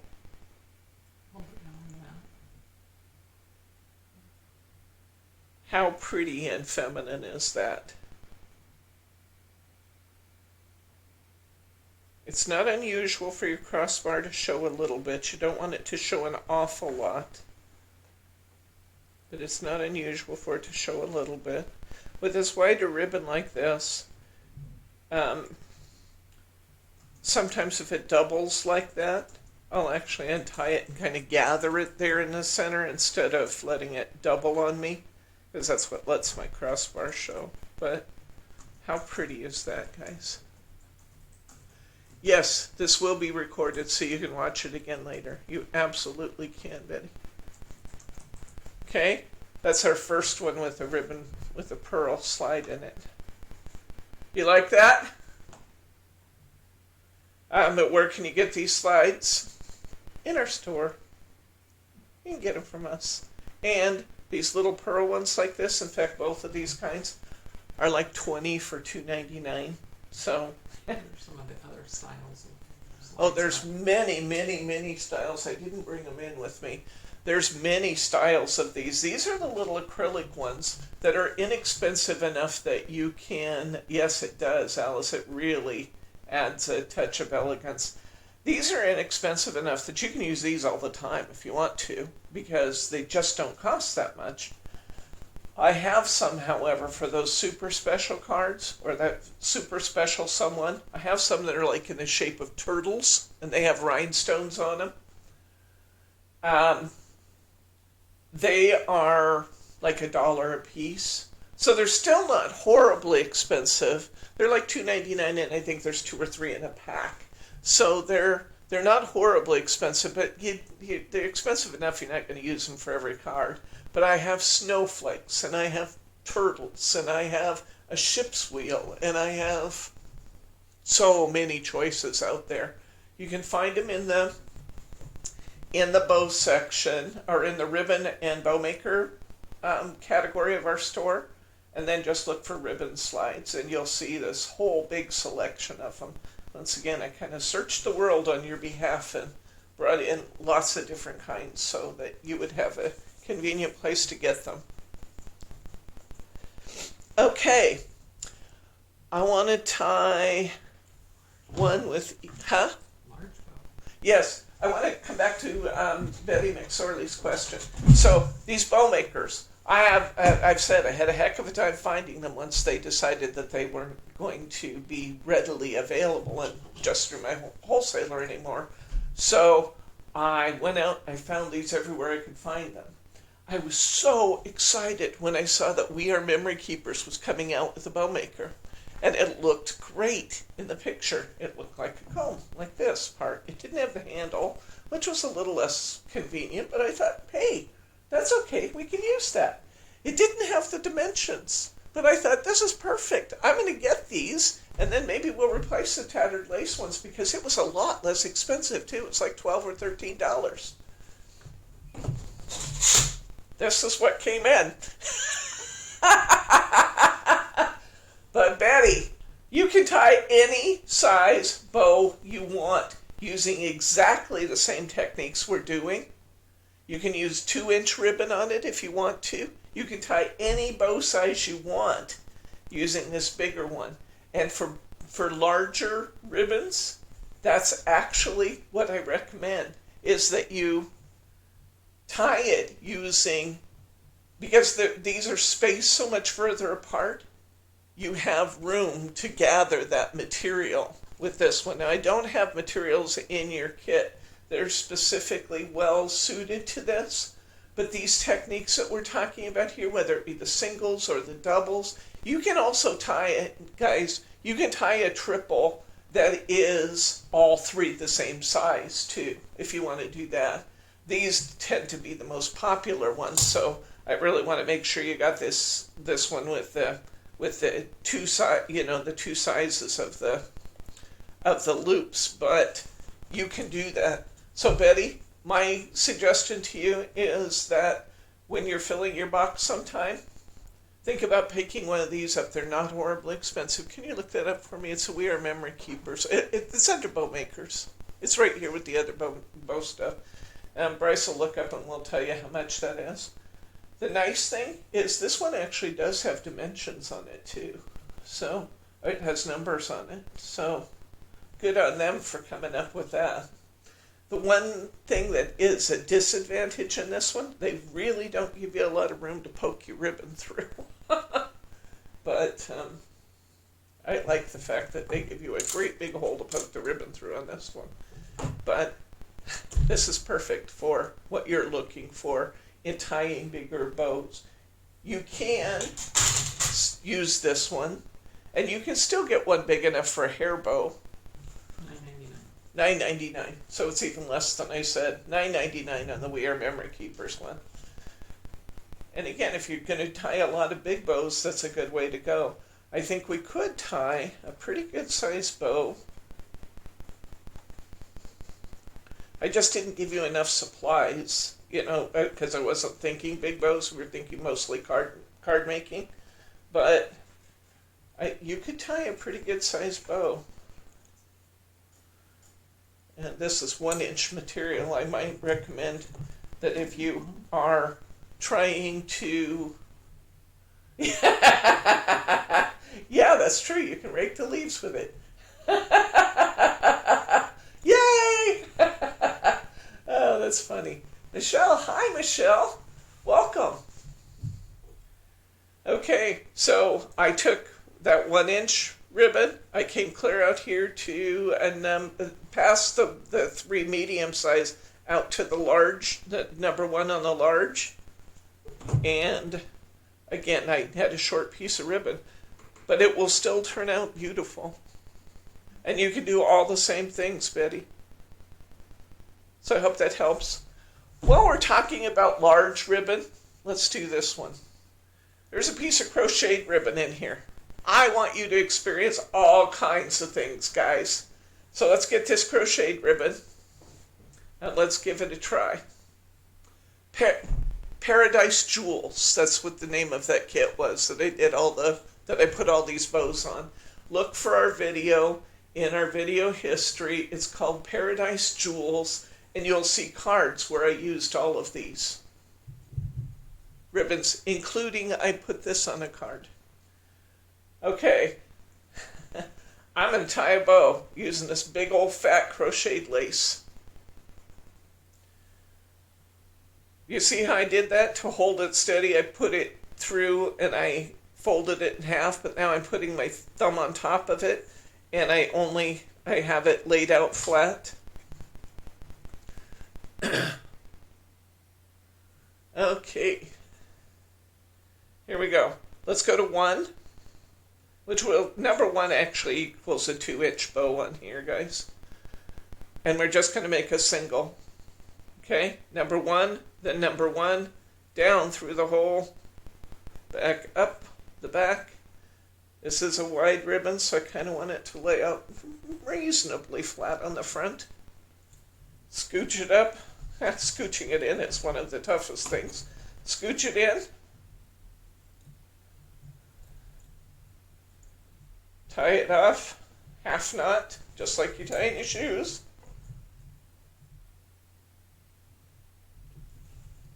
Okay, I'm going to pull it fairly tight. I'm going to pull it off, and even that crocheted ribbon is really a pretty bow. Now you might be saying to yourself, when would I ever use something like that? The card sample I used it on I took I think it's like a regular quarter fold card, 4 1/4 by 5 1/2. I wrapped it around my topper and I secured it to the back.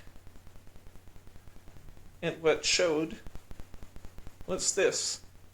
And it's really quite pretty. So even crocheted lace, you can do this. And look how pretty that is. I mean, that is pretty. A little awkward. You do have a great big fat bow here. And if I was putting this on a topper and then putting the topper down on top of my blank card, I would use foam squares underneath this, under the topper before I put it down, to raise the topper so that I don't have all this bulk under a flat topper. Does that make sense? I would raise my entire topper sheet up on some foam squares to allow this bulky ribbon to go underneath without making weird ripples on my card. Okay, let's try one that you won't like as much. But I even used this on a card in that Paradise Jewels. But let's try it. I say you won't like it. I shouldn't have said that. You should. Judge for yourself. Let's get this funny little ribbon, this funny little lace out. And let's try it. We're going to tie a triple with this. Remember I said that was smaller ribbon. You need to either want to tie a small bow or you want extra loops.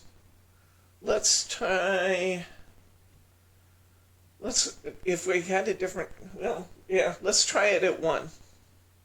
And let's see if we can just get a triple, all the same length. I don't know if I can get a triple. Try. Yeah, maybe. Nope. Let's see. Oh, it was. I just tried to go too many times. Okay. 3 times around. 1 with the first one. 2, 3 times around. Come down through the center. Scooch it up. And it's a big fat ribbon there. It's really heavy in the center, isn't it? Okay.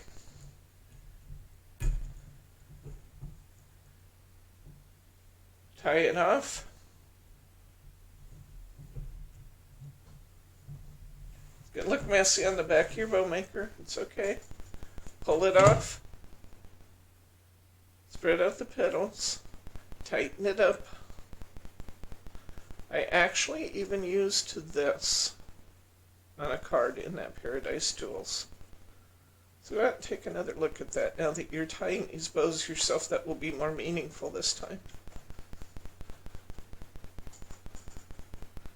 Okay. I don't think it's as elegant as some of the other ones, and that's why I said I don't like it as much. But it's a different material, and that was my goal. Let's give you lots of different materials to work with.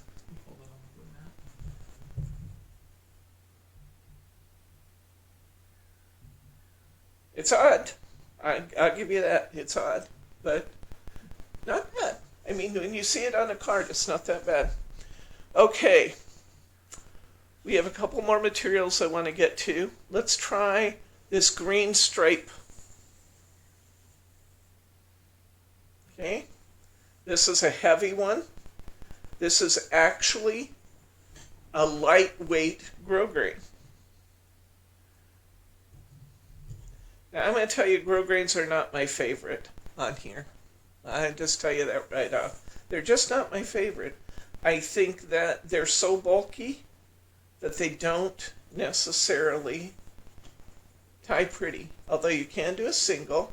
And when you have one like this one that is more flexible than some grosgrain is, it can turn out okay. It's just not my favorite material to work with. I tend to lean a little bit more towards the more elegant ones. Let you see what you think. That's why I put them all in here, so you could try all different kinds of ribbon. Now that you see how much ribbon we're working with and what that ribbon really looks like when you pull it out of your pack, you can see why I said I had to make up more packs before we could do another class, because I gotta sit and cut a lot of different kinds. See the center, because grosgrain ribbon is really heavy, you have to manipulate that center a little bit more.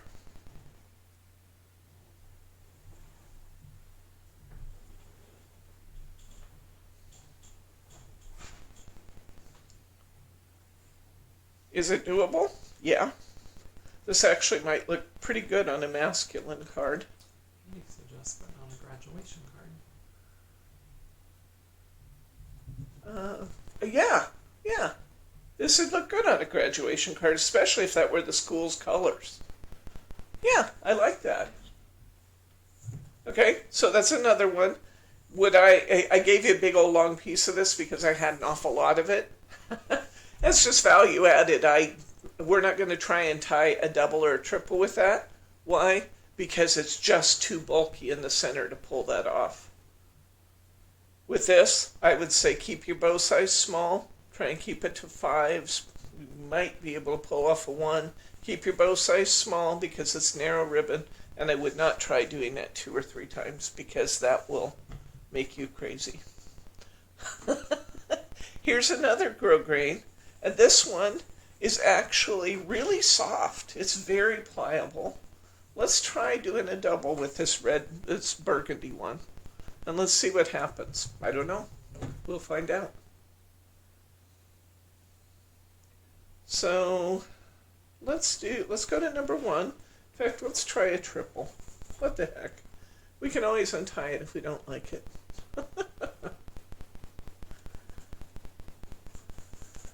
You guys feeling like you're getting a handle on this? Yes.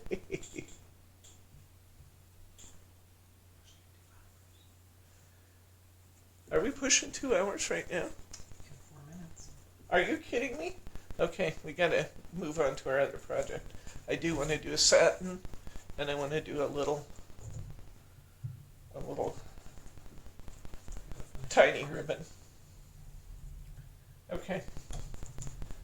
Wow, time flies when you're having fun. I can't believe it. Is it going on 4 or going on 5? 4:42. Holy cow. You guys just keep me too entertained. Wow. Okay. Now, because this is more pliable, it's still a heavy ribbon, but because this is more pliable grosgrain, it actually makes a decent looking bow. I don't know. You guys decide. Singles, doubles, triples. You decide. Okay. My cameraman tells me I need to move it along. Okay, I want to do this one. Grab this baker's twine. We're going to tie something out of baker's twine.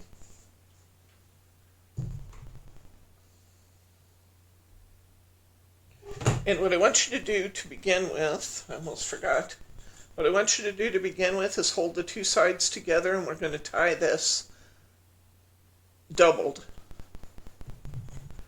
We're going to make this a fairly small bow. I want to go to number 5. Do another one at number 5. And basically with this baker's twine, we're going to go as far as we can. So we're going to do 3, 4, 5, 6, 7, and I'm going to stop there. I made 7 loops, guys, and they're doubled, so I'll actually have 14 loops on my bow. I'm going to put it through the hole. I'm going to bring it back up, around, through the 0. I'm going to tie it off. I'm going to pull it relatively tight, But do know that with baker's twine, if you overdo it and you pull it too tight, you can actually break the baker's twine. Pull it off here. And I actually think this makes a really pretty ribbon. You are going to need to tighten that up, and in this case, I actually recommend we tie another half knot to make a whole knot back there to hold that all in place, because we have a lot of loops going there. But look, this is actually, I think, really pretty. A little butterfly. It does look like a little butterfly, doesn't it? Isn't that pretty? So you can tie a beautiful bow with baker's twine for something less formal, something real springy, something with kids on it, something that, you know, it could still be florals, but maybe a little bit more artistic florals. But I think that's really pretty. Okay, so we've tied, just to recap, we have tied singles, we've tied doubles, we've tried triples, we've tried a variety of different materials, we've tried fabric, we've tried single-sided and double-sided ribbon. We have talked about including a ribbon in a line where we're wrapping the ribbon around the card. We have worked on fluffing our bows. We're working on tying off our bows, rearranging them a little bit. We have the one thing we have not done yet, and I think I owe it to you that we do this. Let's grab this satin ribbon. Mine happens to be green, yours could be any color. You'll know it's the satin ribbon because it's very shiny. And I want you to tie one in satin. Now I will tell you the satin's more slippery. It's more slippery, and therefore there's a reason why I left it till last, till you had a little bit more confidence about you. It's a little more slippery, but it's also beautiful. Let's tie it. Let's just jump in the deep end of the pool. Let's try a triple. We're going to go to 5. We're going to go to 1. We're going to go to 5 again.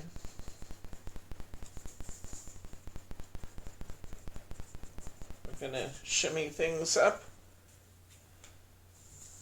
We're going to bring our shiny side to the outside. We're going to pull it down. And we're going to pull it tight, putting the less shiny side towards us, because this is directional ribbon, the less shiny side towards us.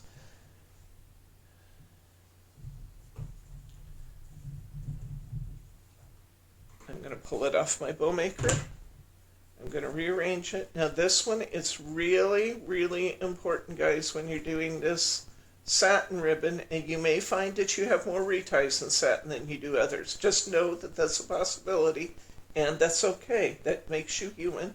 It makes me human every time I do this, because I end up retying a fair number of satin bows where I pull them loose. Now see, I've got a pretty big loop in the middle. I'm going to grab this firmly in each hand, and I'm going to pull that tight in the center. And then I'm going to pull my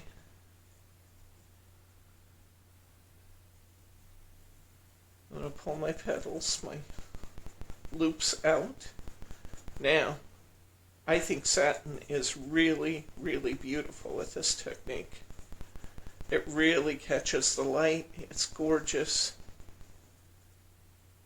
Now, when I tie these, I cheat a little bit, because the satin is slippery. It will try and slip on you even after you get everything right where you want it. The others tend to stay tied a little bit better. The satin, it slides on you. I'm going to grab my finger lift tape, and I'm going to cheat. I'm going to take myself a little piece of tape. I'm going to spread these petals out, these loops of my bow. I'm going to tape it on the back where nobody's ever going to see it. I'm going to do the same thing over here. I'll spread those bow loops out. I'm going to take a little piece of tape and I'm going to tape across these loops to keep them where I've got them so that they will behave. From the front, it looks impeccable. From the back, it's got little cheats. I'm not going to take my paper off. I'm just going to leave it like that. Nobody's ever going to see that. And there you go. Satin is gorgeous, tied on this bow maker. Really beautiful. It's pretty with the bow slide, with the slides on it. I'm not going to take the time to do 3 more sliders. You can decide where you want to use these. These here work better with bigger ribbons. These you can get away with almost anything.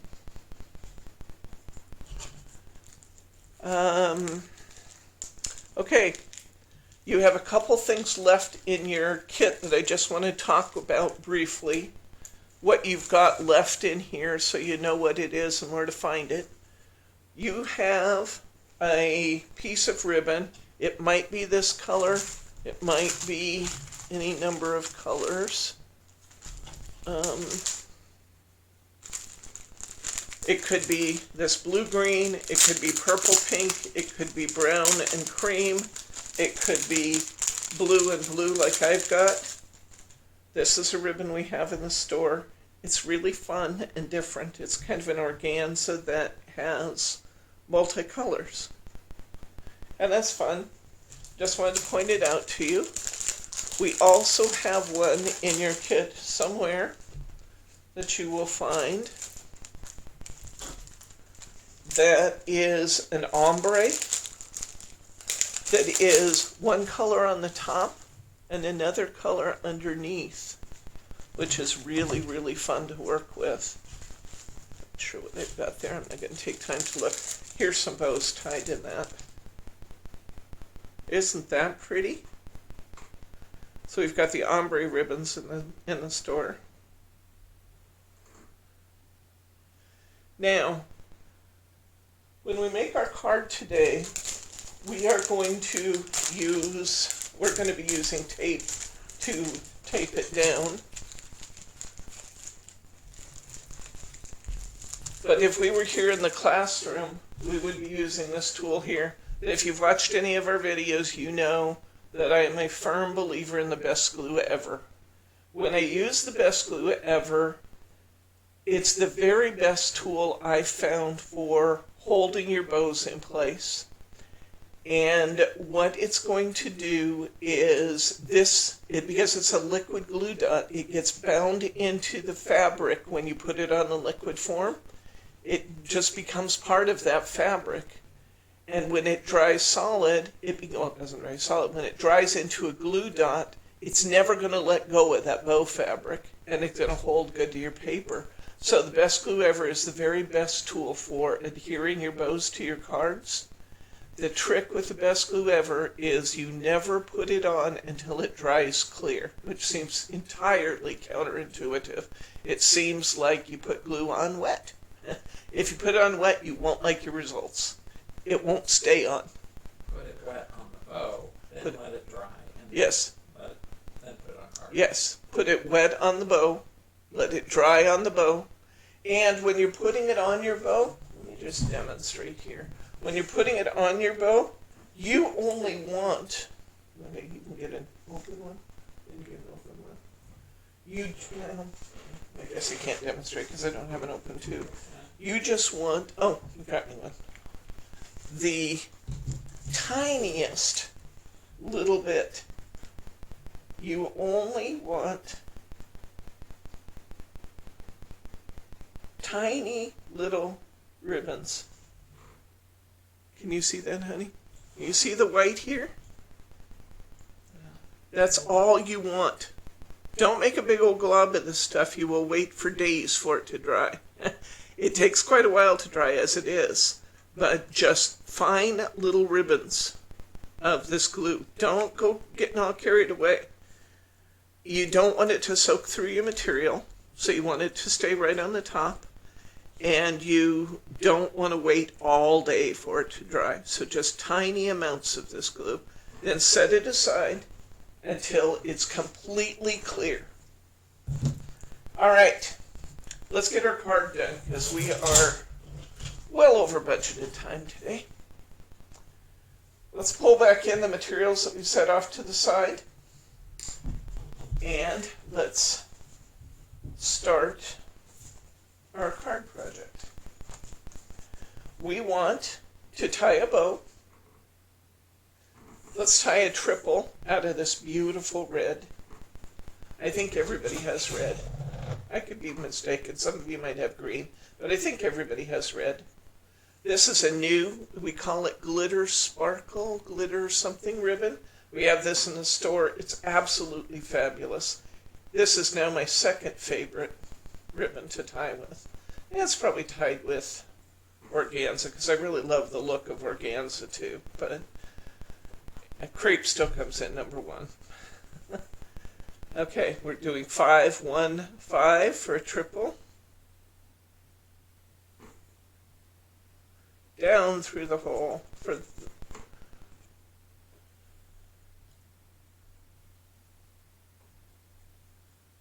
our lady that came in later. I'm sorry if I'm just whipping along here, but when you go back and you watch this from the beginning, what I'm saying about 5, 1, 5 and those things, that's going to make some sense. Katie's asking how long the glue might take to dry on average. I would say give it 15 to 20 minutes. If you're making a whole card after you put your adhesive on, you stand a pretty good chance that it'll be dry. It depends on how much you use, though. Depending on how much you use, it can take a long time. But the results are really worth it. They really are. Because if you ever notice, the one thing most likely to fall off your card, your embellishment most likely to fall off, is the bow, right? Your bows aren't going to fall off anymore if you use this stuff. Look how well that ties. Is that pretty? When you tie this one, I may be catching you too late. When you tie this one, I hope you have a bit of a tail. We're going to be fine one way or the other, though, because we're only going across a little bit.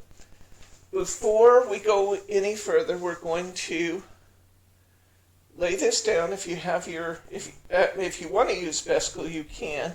But this, when I'm wrapping it around a card, you don't necessarily have to use the best glue ever because it's anchoring in the back and it's not going to come off anyway. So for those of you who have best glue, you could use it for this, but I think I'd still probably just use my tape. And you see what I'm doing here? I'm just running a piece of tape right down the back of my ribbon. Right across the back. And what I'm going to do next is I'm going to take this topper sheet. This is going to become my topper. I'm going to take this topper sheet. I'm going to take my tape paper off. And I'm going to decide where I want to position this. Oh, wait a minute. Don't do it yet, because I forgot something. We're going to put some... I did not put foam squares in your kit. Darn it. Let me demonstrate, and then maybe you will want to get some foam squares and do this part later. I did not put foam squares in your kit because I'm not used to sending these out. We've always done this class in class. Sorry. She wants some foam squares, guys. And I'm going to take some foam squares and I'm going to double them. So I'm actually going to layer 2 foam squares at a time. I'm going to pull off my paper. I'm going to look at where I want my bow to go across my card. I want my bow to come right across here. And I'm going to put these doubled foam squares right where I want my bow to come across them.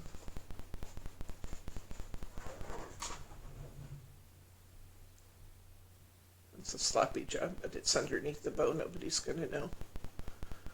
Kind of got those stacked cattywampus, but they'll do. They'll get the job done. And I'm going to make myself a area of foam squares that's at least 3 squares wide and at least 2 layers tall. It could be even taller if I wanted, because my one is cattywampus there. I'm going to put one more over the top of that. It won't hurt, because my bow's going right over the top of this. Can you guess why I'm doing this? Because I have to give my pins something to stick into under my bow. So I've made myself kind of a little wall of foam squares there. I'm going to take this bow that I've already taped, and I'm going to set it across there, right on top of those foam squares I just put in. And I want it to sit right up on those foam squares. I'm going to wrap my ribbon around the edges of my card. Just let it stick to the back. And I've got my pretty bow standing up at attention there. Okay. I'm going to clip off my extra ribbon. 3 pairs of scissors here, and I couldn't find any of them. Okay. Now I'm going to take my bow pins that we created, and I could put them in either place. I could actually put them down towards my flowers if I wanted to. In fact, just for fun, why don't I? I am going to put just a little bit of glue on my bow pin. To do that, I usually stick it right inside my glue bottle. Swirl it around a little bit. I'm going to put just a little bit of glue right on my bow pin. And I'm going to stick this through that foam square. Now remember, when you do this, if your pins start sliding and they're not holding tight for you, think about using some glossy accents or crystal lacquer to be your glue. Some of you might be cringing right now that I just cut a piece of wire with my scissors. My scissors take abuse in this classroom, I'm telling you. I cut this one off just a little bit.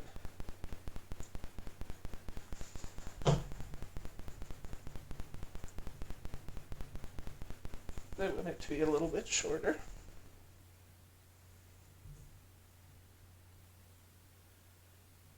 Cut this one off just a little bit. I'm going to put some glue on my pen.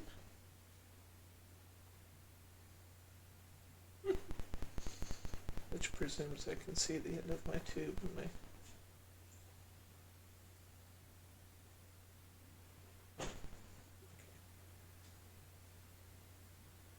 little glue in there.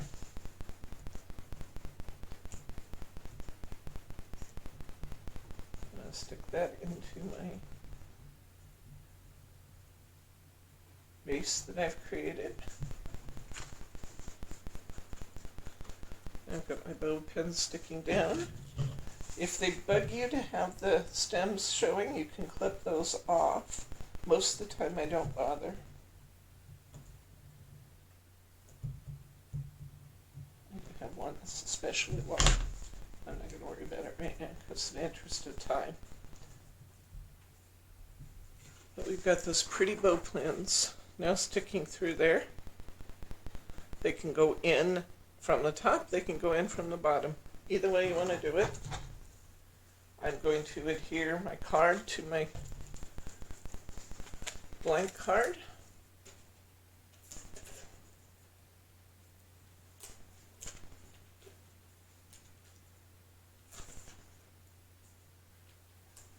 I thank the girls for cutting all these butterflies for me. They die cut this butterfly because I thought it needed something.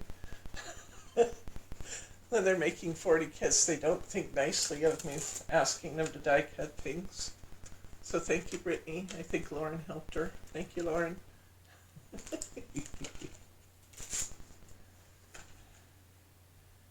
I'm going to position this on my blank card, leaving about 1/4 of an inch around. If you happen to have gotten mirror board in your kit, you can put the mirror board on your card before you put your base down. When you go to fold, when you go to add your butterfly, fold his wings down, fold them, and create kind of a solid base right here in the center.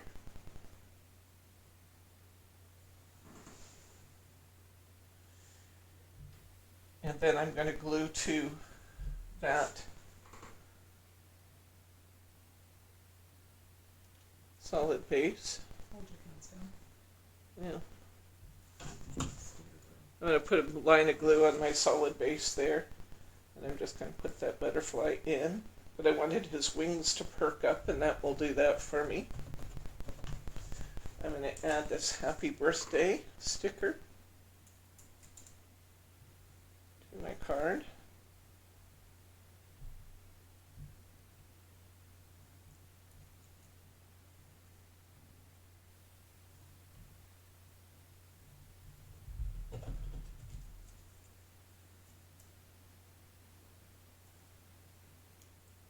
You have lots of ribbon in your kits left to play with. If you like how this class went today, I hope you'll give me a thumbs up. If you found this useful and practical, and if you find that this is a technique you're going to enjoy using, give me a thumbs up if you would, please. If you haven't already subscribed to our YouTube channel, think about doing that. There's a newsletter sign up, or there will be, in the link below today's video. So you can click on that, sign up for our newsletter, and then you can be aware of different sales that we're doing, coupons that we're doing, new stuff coming in. So think about signing up for our newsletter. And if you would, I'd like a special favor from you. A lot of you guys have been out there and have been in these classes. If you could give us a shout out on YouTube, if you think these classes are fun and worthwhile, I would sure appreciate it if you would do that, because we're trying to do more promotion through YouTube and let more people know about what we're doing out here and the fun that we're having. So if you wouldn't mind giving me a shout out on YouTube, I would really, really appreciate that. So there we go. I hope you like it. I hope you enjoyed our class today.